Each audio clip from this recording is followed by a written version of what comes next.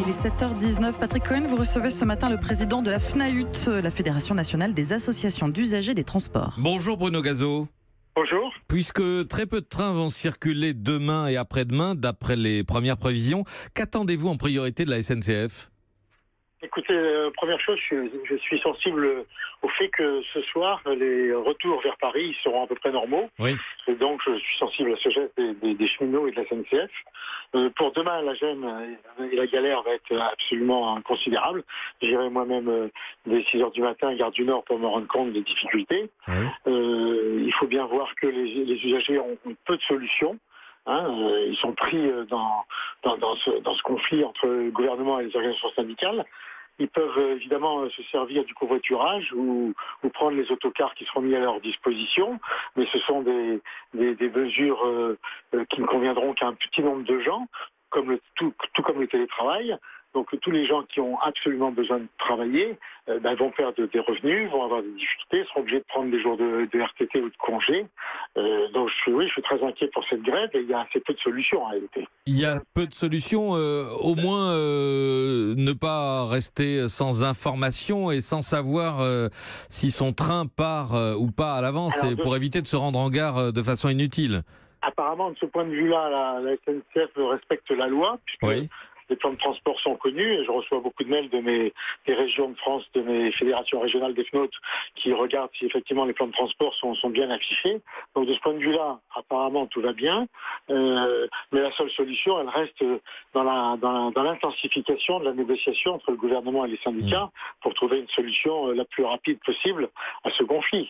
En dehors de ça, on ne remplacera pas du transport de masse uniquement par du covoiturage et des autocars. Bien sûr, mais les prévisions détaillées chaque veille de conflit à 17h, c'est un engagement que vous allez surveiller à la FNAUT. Absolument, absolument. La loi le prévoit et on va observer systématiquement dans chaque région que c'est bien le cas. Est-ce que ça vaut aussi pour les trains du quotidien, pour les trains régionaux, pour les régions ? Bien sûr. D'ailleurs, la SNCF a un site TER dans chaque région et on va regarder sur sa site si ça correspond bien au train qui circule et si ce qui est annoncé est réellement observé. Que pensez-vous de ces applications, notamment une application qui s'appelle Rails, créée par des étudiants en informatique, nourrie par les usagers eux-mêmes, qui donne des informations pratiques en temps réel ? Est-ce que ça peut être complémentaire de ce que délivre la SNCF ?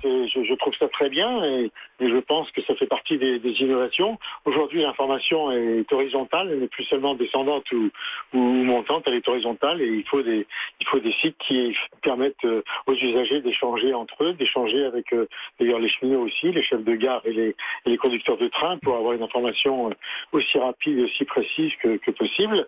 Et ça fait partie d'ailleurs des choses qu'il faut impérativement mettre en œuvre. Il faut que le gouvernement offre aux cheminots un avenir ferroviaire, qu'il investisse dans le ferroviaire et qu'il offre un avenir. Sinon, on ne voit pas pourquoi les cheminots ne reprendraient pas le travail si on n'éclaire pas davantage le chemin ou l'avenir qui sera le leur dans une période où effectivement la concurrence va jouer, même si la ministre a annoncé que tous les droits seraient garantis et portés. Un dernier mot, Bruno Gazo, concernant le remboursement des billets. Là aussi, c'est une promesse que la SNCF s'est engagée à tenir, rembourser dans tous les cas de figure. C'est vérifié ? Alors, elle l'a promis, et j'espère qu'elle le fera pour tous les billets grandes lignes. Pour ce qui est des billets de trajet du quotidien, la tarification relève en général de conventions entre la SNCF et les régions. Et nous avons saisi le Premier ministre par un courrier la semaine dernière pour que les suspensions d'abonnement soient automatiques et systématiques sans qu'on ait à la réclamer chaque année ou chaque fois qu'il y a des difficultés.